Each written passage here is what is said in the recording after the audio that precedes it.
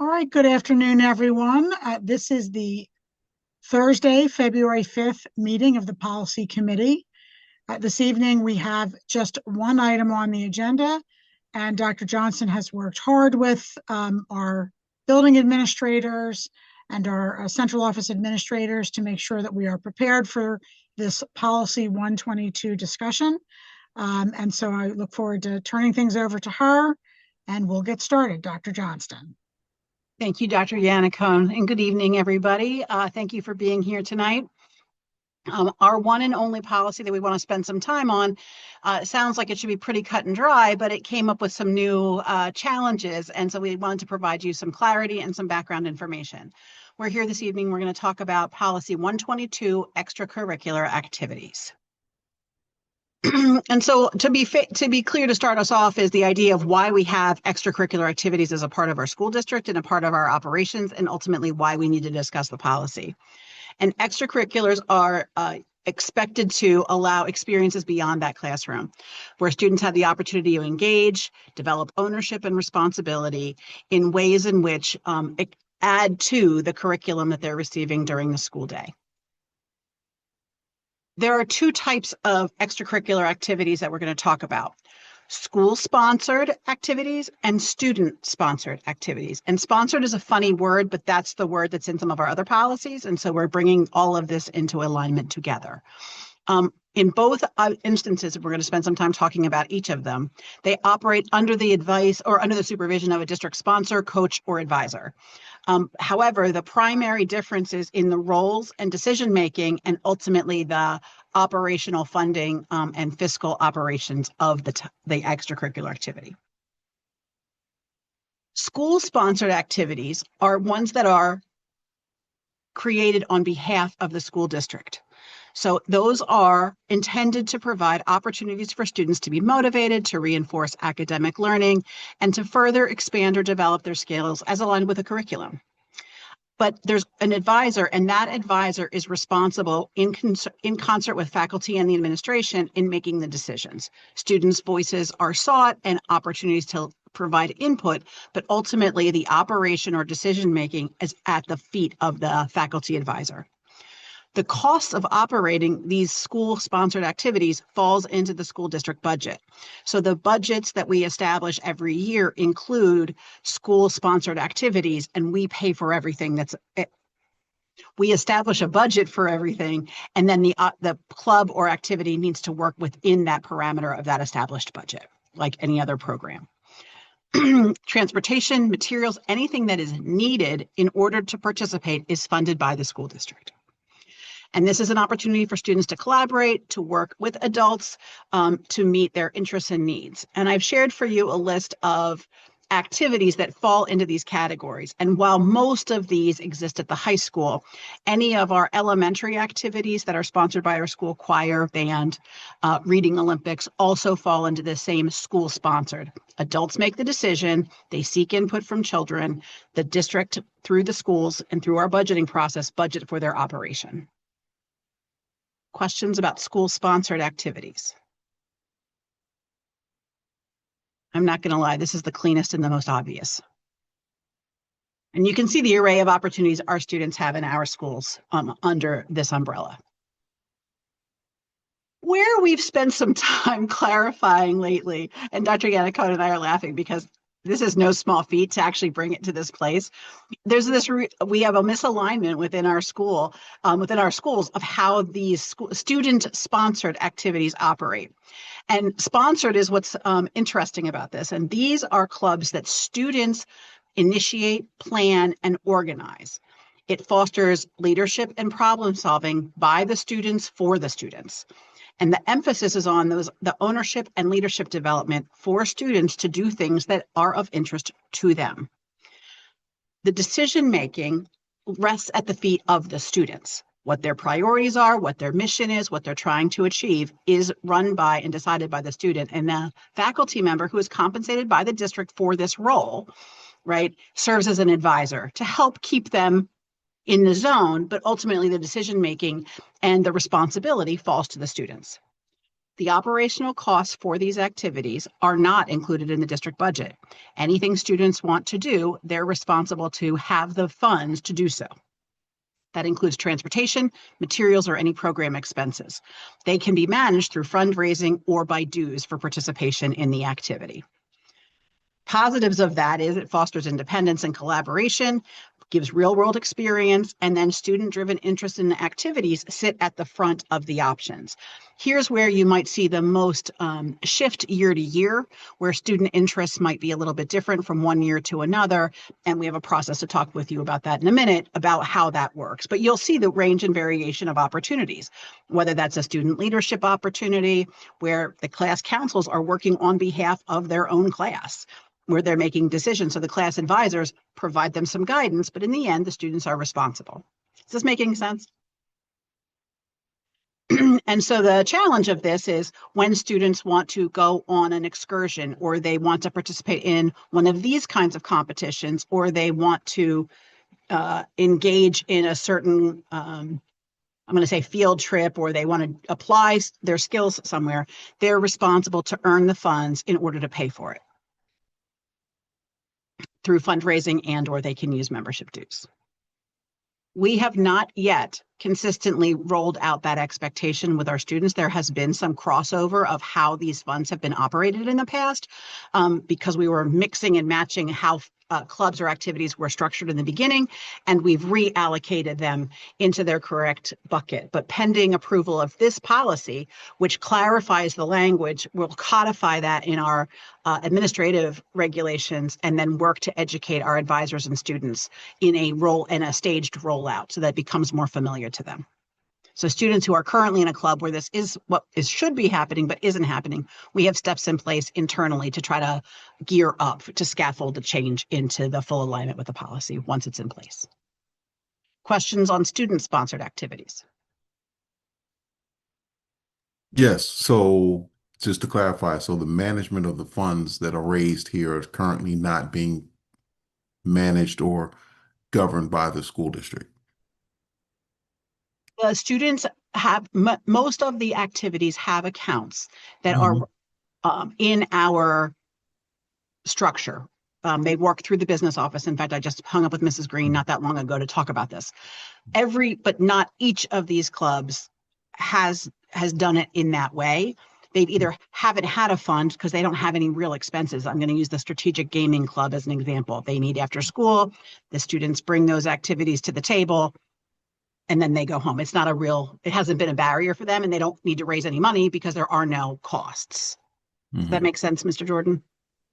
Yes. Where we've had some more challenges have been like the ski and snowboarding club, or the outdoor club, or the Ardeka business club, like making sure that students are raising adequate funds in order to pay for the competitions they're entering and or into the opportunity to go skiing, making sure that they have adequate funds to pay for it. Understood. Thank you. Of course. Dr. Yannicone, did I miss anything on that one? And any other questions? I actually, just to follow up from that, it sparks a thought. Does that also mean that how are the activities? Are the activities of student-sponsored clubs open to all students regardless? Or is there kind of, some barriers there? Within our school district, the assumption is that all of these clubs are open to all students who are interested to participate. Okay.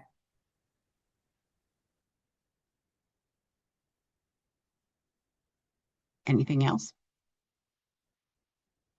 Okay.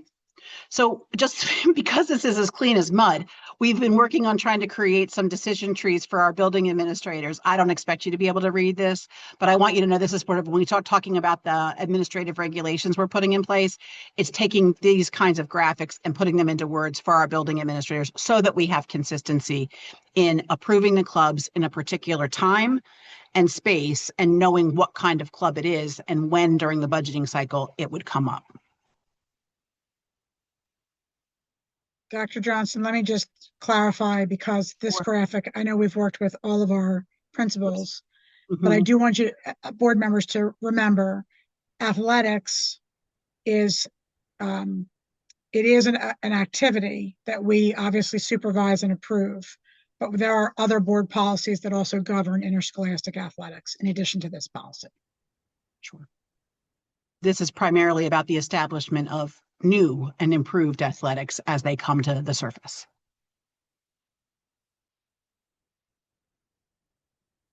So the reason we wanted to make some changes to this policy was to make sure that it was clear that the refinement that we have really articulated and defined the definitions for school-sponsored and student-sponsored clubs, so that we begin to have consistency year to year, administrator to administrator. And as we prepare for Dr. Rittenhouse's retirement, we know we're going to have some change, and we want to make sure we've codified it, we've made it clear so that there can be consistency across our clubs and activities.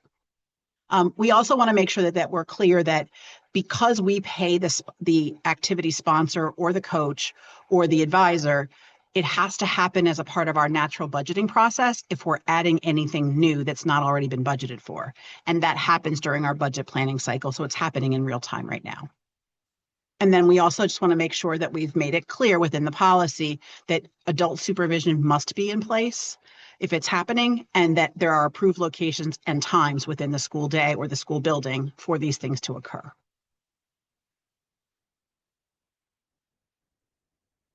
Oops. Dr. Yannicone, anything you want to add? I think let's take Mr. Jordan's question, and then if you could, following that, unshare, and I'll pull up the actual policy for the board to look at the language, unless you were prepared to do that. I did not prepare, but I can do it. Yes. What would you prefer? Why don't you go ahead and do that? I have it up and ready to go. Yeah. I'm going to stop sharing. Okay. Mr. Jordan. Mr. Jordan, bring it right up. Yes. So my question would be for especially the student-sponsored programs. Is there, per se, an approval process with the district to, I guess, bring that program to life? Yes. Okay, great. And so there's a two-part opportunity.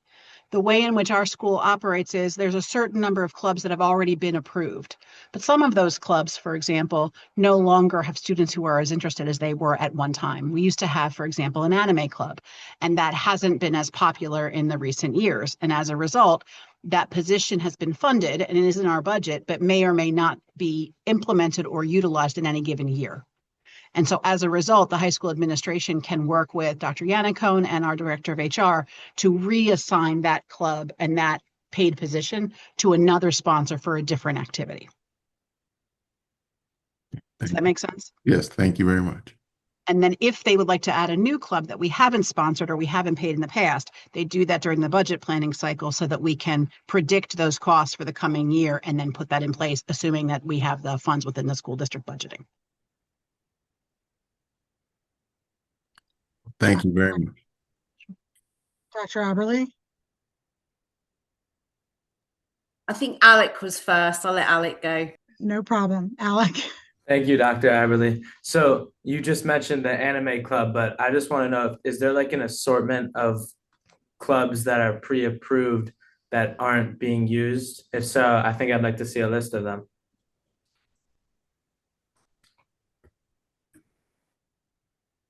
We could certainly arrange to do so. The list that I have included is up to date in terms of what's operating as of today, that as I understand it.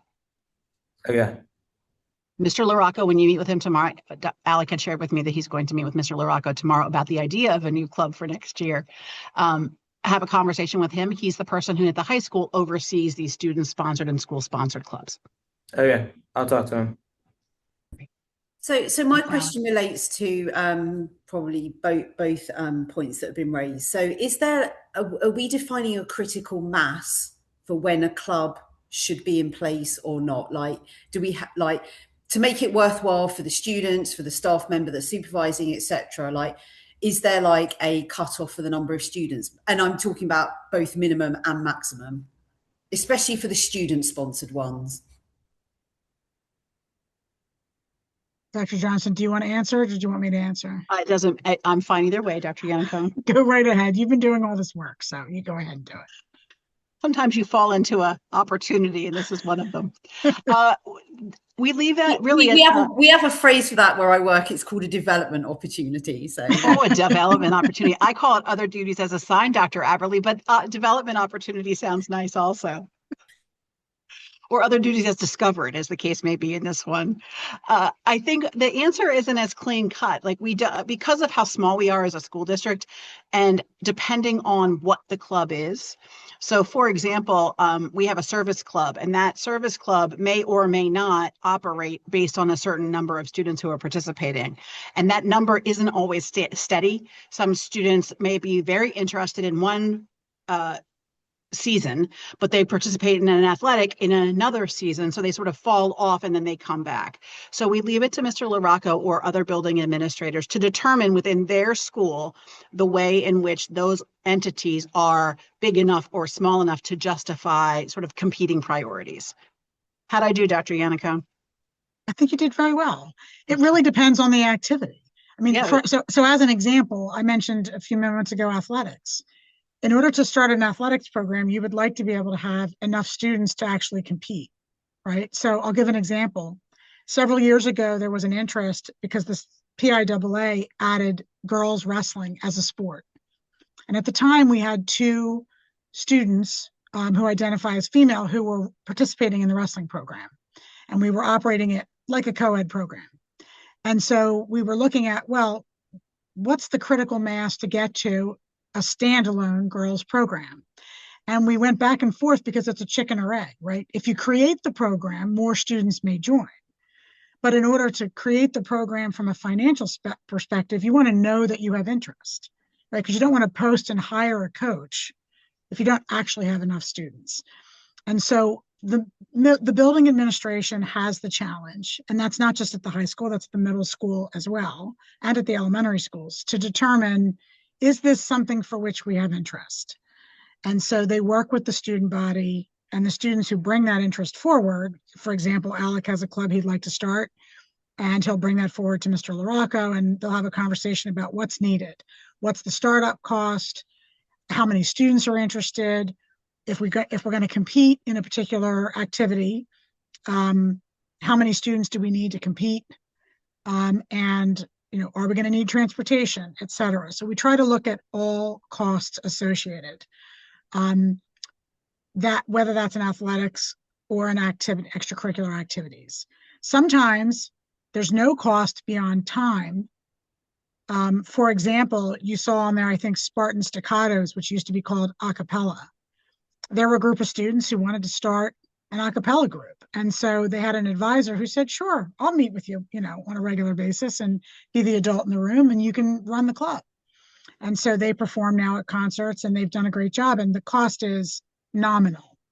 And so, whereas if a group of students several years ago wanted to start a ski club, okay, so now we're looking at what are all of the not only costs to start the club up, but what are the insurance ramifications? What's there were other factors involved in making that decision and moving forward. So, but I will say that the high school administration, the administration district-wide, leans hard towards yes. So they try as much as possible to say yes to students when they ask for activities that we know are healthy and great outlets for them to participate in. So when it's a no, it's usually because we're over budget, it's late in the year, and we're looking, can we start it in September instead of in the spring, or it's something that we have concerns perhaps around liability and safety, or it's just not something that's broadly approved for example, and I keep using athletics because it's an easier example for me, but we sponsor, there is a club ice hockey program, but it's not a PIAA sport. So it's a club, it's not a sport, which is a whole different level of commitment from the district. Are there any other questions before I pull up this policy and language?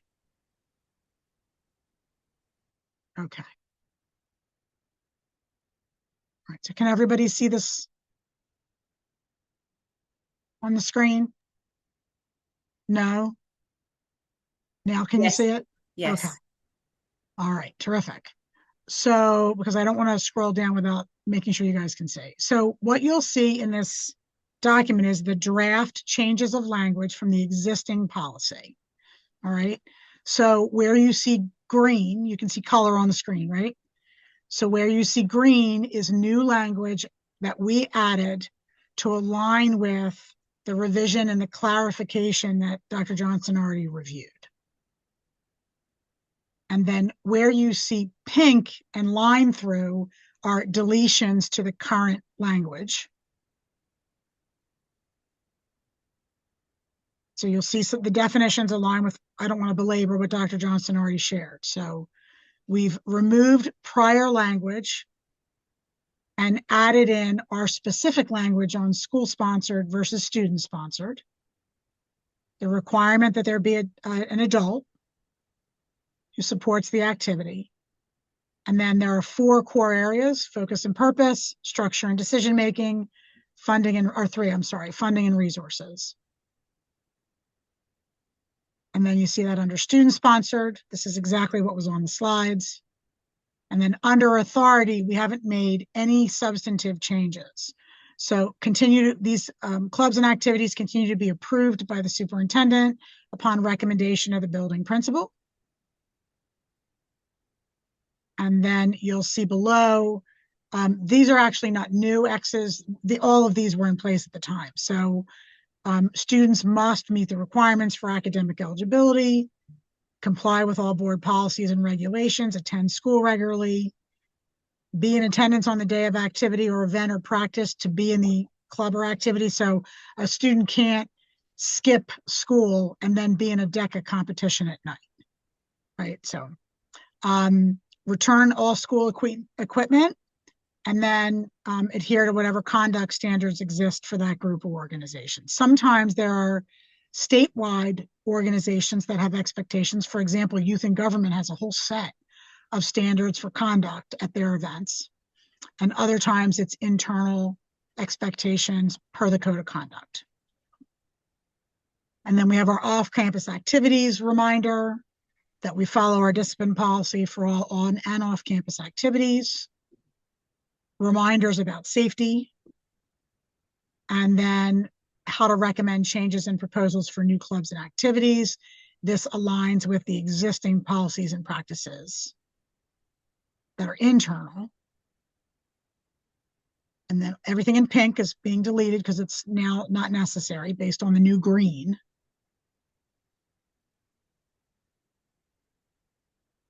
And this language is primarily about just making sure that students are safe while participating in these activities.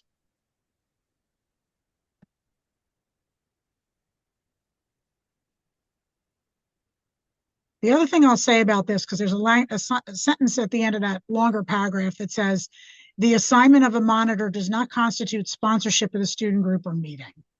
So the reason why that exists, and you can see there's like a little yellow box to the left of that. Where there's a yellow box, that is where our solicitor has provided additional guidance. And the reason for that is that some school districts choose to have, instead of the term student sponsored, they have non-school sponsored as the term. It's a more aggressive term in our mind, and we don't want students to feel that they're not supported in the student sponsored activities. But some of those activities may not align with a family or a particular person's personal beliefs. For example, a religious-based group, or a culturally based group, or Students for Equity and Acceptance, which is aligned to students who identify as LGBTQ or allies of LGBTQ students. And so our attorneys have recommended that we include this language to verify that we're not asking a monitor to align their personal beliefs with whatever the students are working on. However, we're asking them to supervise and make sure that the students are safe while participating in that activity. And then you'll see additional guidelines, all of which were in place before. We didn't have 2 before. I'm just crossing it out entirely because we want to remove it from the language. We really do believe that the extracurricular activities should be either district sponsored or student initiated. rather than parents coming in to try to start clubs or activities. That we really want students generating those ideas and leading the charge. And then you can see additional language there from our attorney, and then some follow-up language as far as guests. So as an example, if we have a group, we don't currently have, but some districts in the region have a young Christian athletes, and they may ask a pastor to come in and speak to the students. That pastor cannot be a regular attendee if they're not an approved sponsor of the club or advisor to the club, but they can be a guest speaker. And so we've had that happen actually school-wide. We've had school-wide assemblies led by our Jewish Affinity group in recent years. And again, those are speakers who can come in as a guest, but not be a regular attendee at those meetings. And then there's some information there about dissemination of materials, which is consistent with law. And you can see those references are the references to laws that are at the top of the document that align to statutes in the state of Pennsylvania relative to these types of clubs. Any questions about the modifications to the language? We're thinking this is a one-read policy. It's predominantly consistent with existing practices. So our intention would be to bring this revised language forward on the 17th of February at the board meeting. And if it were approved at that meeting, it would go into effect on the 18th. So I have a few questions, Dr. Yannicone. Sure. So if we start at the top of the document, I was intrigued as to why cheerleading is specifically called out. I'm going to need to find it in the document. Let me see where you are. I think it's on the first page where it talks about the different types of activities. See. Where is it? So there, like where you've got like 1, 2, and 3. So it seemed odd that including cheerleading and that cheerleading is mentioned again. I just wasn't understanding. That's a great question. Cheerleading is. Yes. So non-competitive cheerleading sponsored by or associated with the school, because there are national cheerleading organizations that are separate from our own athletic program. So cheerleading is an organization that historically, prior to becoming a PIAA sport, the process for, I'm going to call them playoffs, or like moving up in cheerleading competitions, was not associated with PIAA.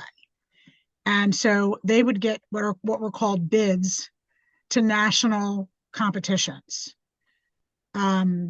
Without disparaging the National Cheerleading Association, those were inordinately expensive bids. So pretty much everybody got a bid, and then cheerleading organizations would have to raise a ton of funds in order to go to Florida for what was a great competition, but it wasn't part of PIAA sport.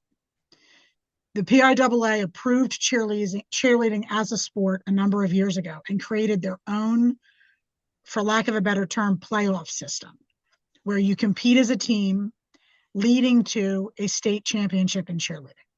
So we're clarifying that when we say cheerleading, we mean non-competitive PIAA associated cheerleading, different from club cheerleading.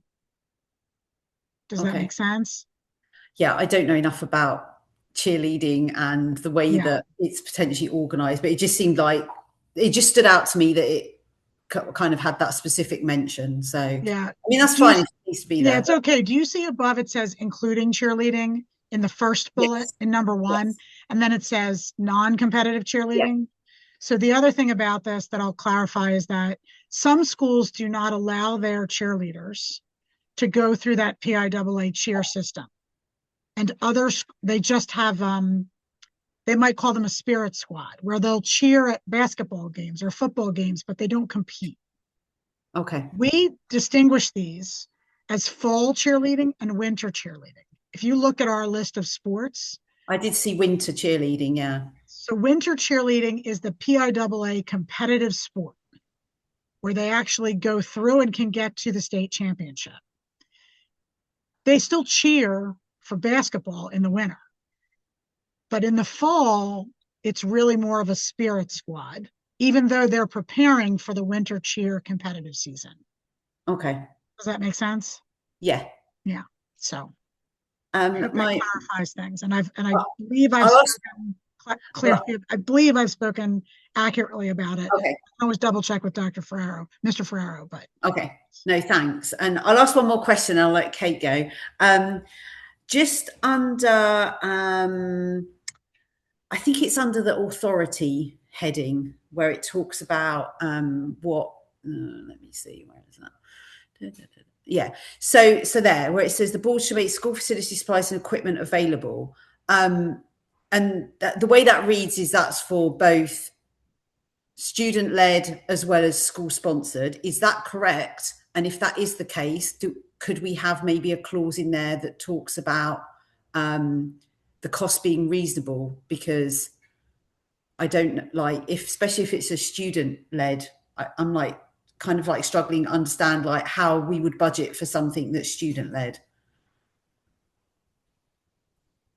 I'm looking for the specific spot. I'm sorry. I'm just. So if you scroll back up where it's right under authority, it says the board should make school facility supplies and equipment available and should assign staff members for the support of extracurricular activities for students. There isn't any differentiation between school sponsored and student sponsored. So it makes it sound like as a board, if students come to us and say, we want a ski board, we want a snowboarding club, it sounds like we're going to make that available. That's how it reads.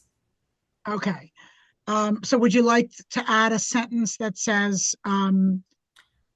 within budget parameters? How would that sound? Either within budget parameters or be clear that we're covering the school sponsored, not the student sponsored, I'm guessing. I mean, I guess you like we do sometimes support student sponsored clubs. Okay. I mean, and maybe like ways. Yeah, I mean, maybe the solicitor can come up with some like language that kind of covers that, but it makes it sound like, oh, we'll just pay for whatever you want without there being any boundaries around it. I've got it. Dr. Johnson, I'm thinking about like, because we pay for the sponsor.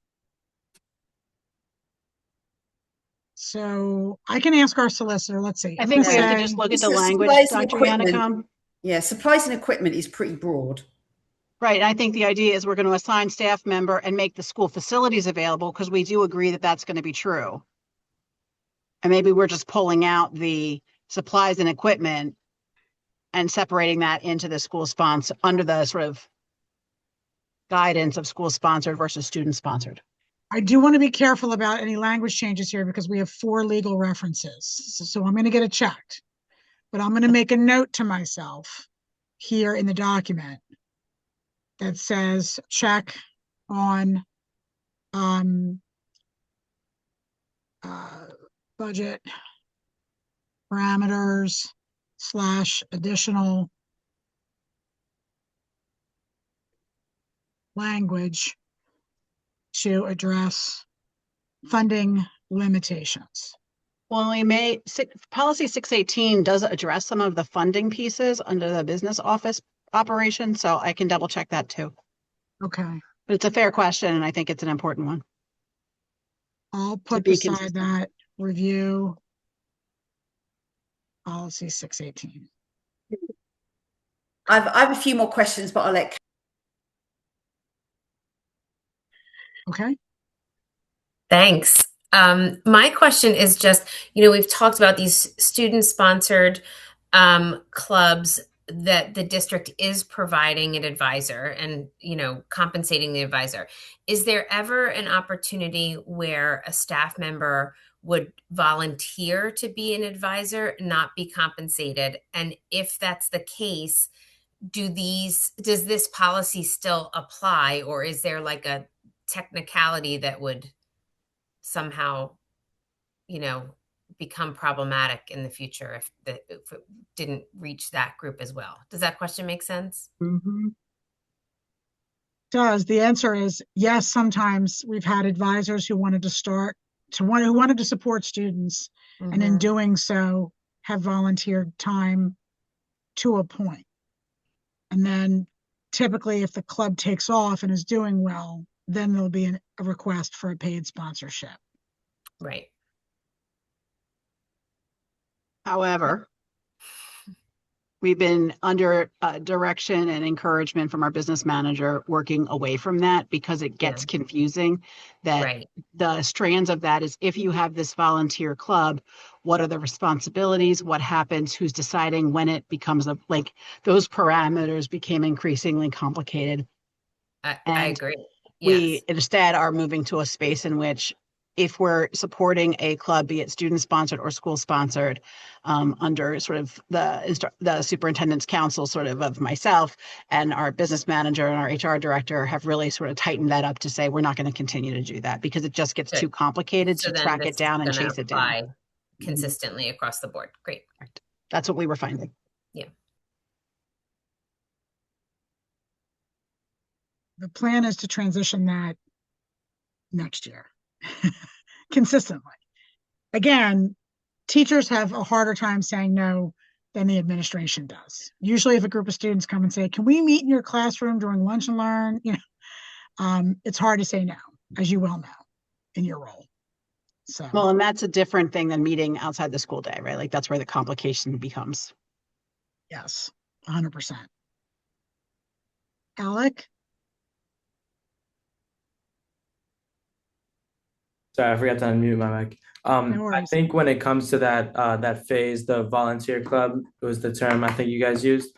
I think that it should be allowed to exist until the end of the year, and then and then you can't. It's like when you get your learner's permit. It'll expire. Like you can't just keep driving with your learner's permit.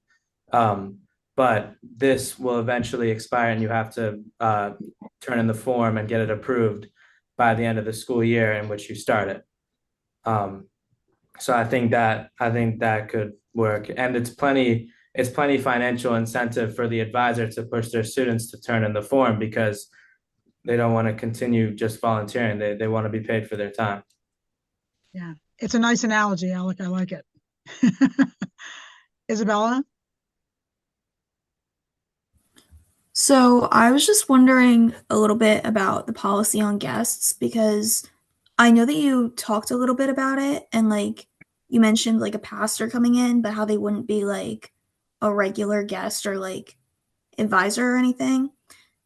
Does that specifically apply to like adults who are coming to maybe talk to like the kids, or would that apply to maybe say students who live within the district and are homeschooled and want to come in to see what the club is like or give advice? So that's a great question, Isabella. And actually, I'm going to let Dr. Johnson speak a little bit about the access of homeschool students and what we anticipate being the access to students who don't have certain clubs or activities, because athletics was just opened up. We reviewed the athletics policy in the fall. And you may recall now students who attend a private school that don't have and live within the district that don't have access to a particular sport in their school, they can now go out for our sports. So Dr. Johnson, why don't you talk a little bit about homeschool access to activities? Sure. So under our board policies around home education, students have the opportunity to participate in clubs and extracurricular activities and athletics as home education students, as residents of the school district. So that gets connected and coordinated through my office. And we have students who also have the right under those same board policies to come in and take one block a day. The equivalent of one block a day. So that's different than a guest speaker and an adult from outside sponsoring an activity who doesn't work here in an unapproved club or activity. Does that make sense, Isabella? Yeah, definitely. I think maybe just putting in some language to specify that it's an adult and not like a student coming in from another school or anything could be beneficial. Okay, let me just open up my editing.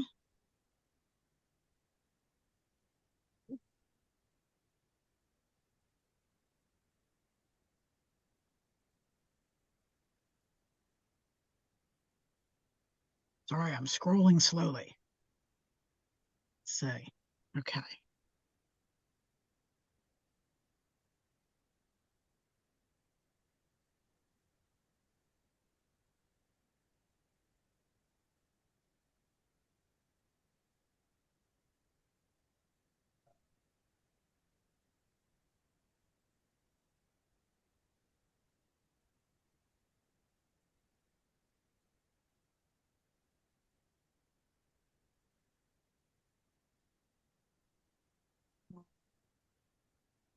So adult guests may be invited.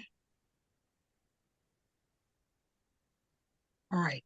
And again, I'm going to double check that with our attorney just because we have a legal reference there. But is that what you were looking for, Isabella?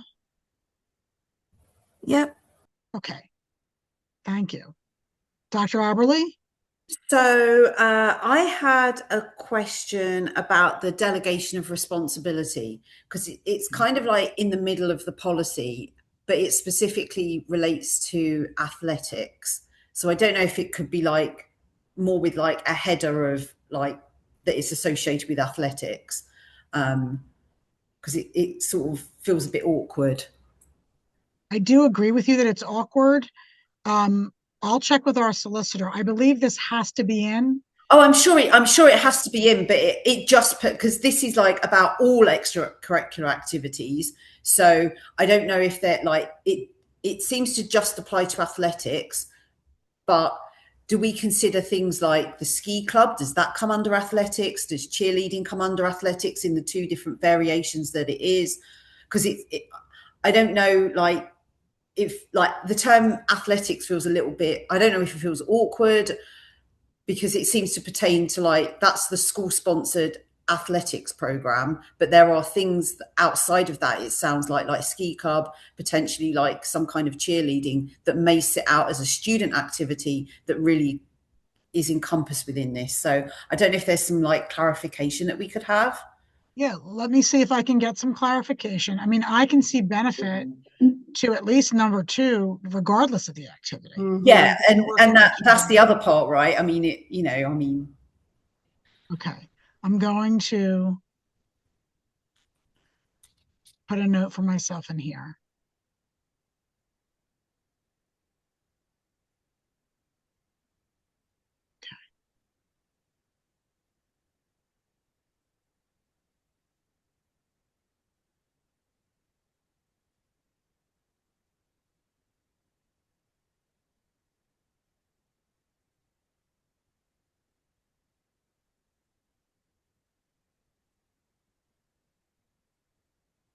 and the other question I had was around with the new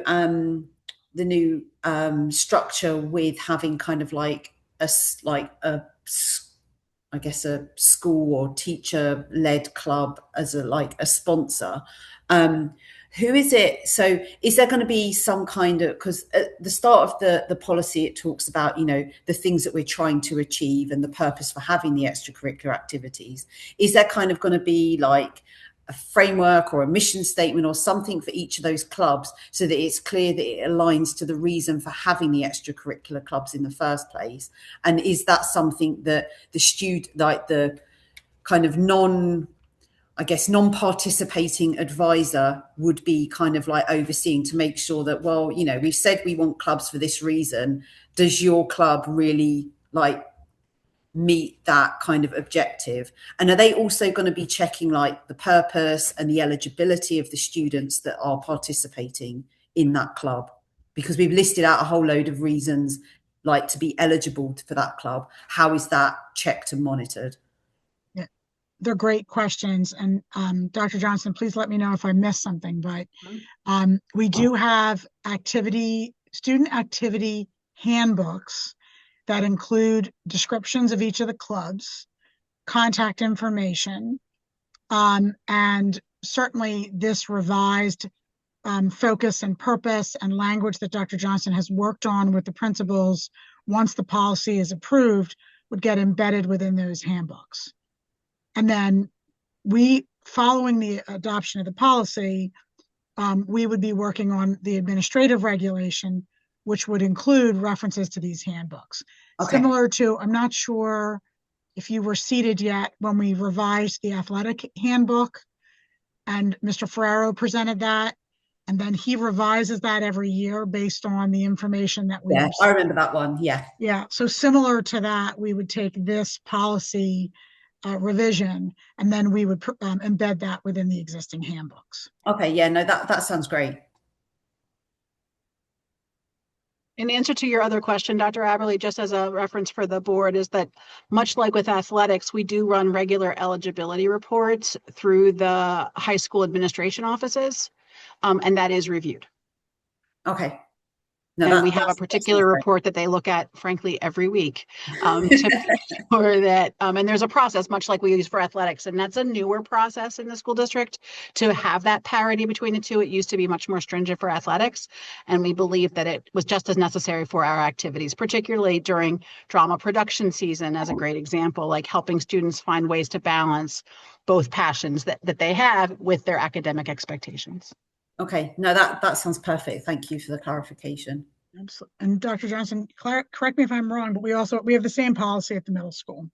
We do. We're following eligibility at the middle school. I don't believe it's embedded for elementary activities, but we do have it for sure for middle school in addition to high school.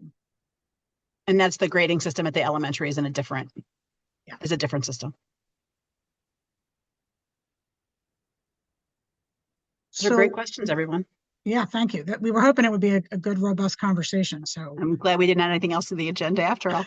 I know, it's out. So are you comfortable with those two legal notes that we'll follow up on and then provide an update to the committee? Are you comfortable with this revision going on to the February 17th board agenda? Kate, Lee, and Sean. Yeah, I am. And when would you be looking? I mean, I'm assuming like the sooner the better in terms of like getting this active within the high school. It would be the following day. We would start to roll it out. So the plan would be once board policies are approved, we implement them immediately because they are effective immediately. And so Dr. Johnson and I would have a follow-up with the building principals. And then we would revise handbooks as needed. So this wouldn't be like a 26-27 plan. This would be a February 18th, 2026 plan. Okay. I mean, one of my observations is there's a lot of text being added to this that isn't in the, I guess, the original policies from PSBA. So it seems like maybe that framework needs a bit more modernization. I think this is a good place to land. I'm just quite surprised that there's so many gaps in the framework that's provided by PSBA. The rule of thumb, if your PSBA, is the fewer words, the better, because the more words you have in a policy, the more guardrails you are putting on your decision-making as a board. But we feel very comfortable. In fact, Dr. Johnson and I had this conversation. This is a wordier policy than some others, but we do feel like it'll provide clarity for advisors and for students and for families about what is and is not, what a student-sponsored versus a school-sponsored program is. So no, I'm good with this. Thanks. Yeah, of course. Thank you.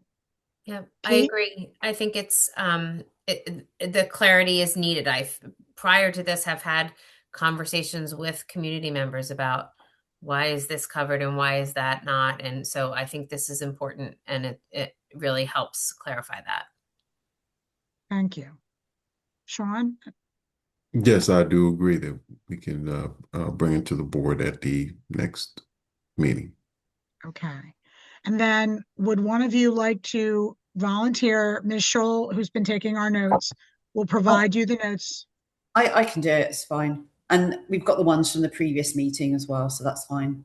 Yeah, so it'll be the December 10th, which I forwarded to you, I think, last week or the week before. Yeah. And then we'll have this. So we'll have two reports on the 17th. Correct. Sound okay? Sounds good. Terrific. All right. Thank you all very much. Dr. Johnston, I know you have, let me stop share. And you just have that public comment, and I'm looking, I don't think we have any members of the public. So then we would just go to the next meeting. Hold on, I'm going to share in a second. Here it comes. Thank you. I just couldn't make my screen. My mouse wouldn't work.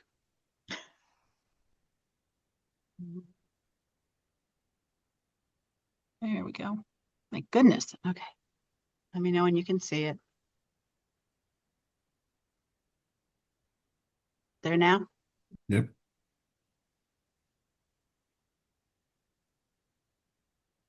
Okay, so we'll see what PSBA brings our way in February, March, and April, and then have our next meeting, which will be our last meeting for this school year, on April 27th. So you'll all receive an invitation if you haven't already, and we'll clarify that for you as we approach mid-April. By then, the snow should be gone. That'll be good. We'll see grass again. We can hope. That's right, Alec. I'm certainly, I mean, right now it looks like no, but I'm going to be optimistic and say we're going to get there. All right. Thank you. The groundhog told you all you needed to know. Well, that's kind of the science we love, right, Dr. I don't Apperly? like that. I don't like that groundhog. That groundhog every year tells us 6 more weeks of winter. But so be it. We'll enjoy the winter wonderland we're living in right now. So, all right. Motion to adjourn? Motion. And a second? All in Second. favor? Aye. Aye. Thank you all. Thank Have a you. great night, and we'll see you in the spring. Thanks, Bye, everybody. everyone. Yeah. Have a great Bye. night. Thank you. Have a good night. Mr. Scholl, you can stop the recording.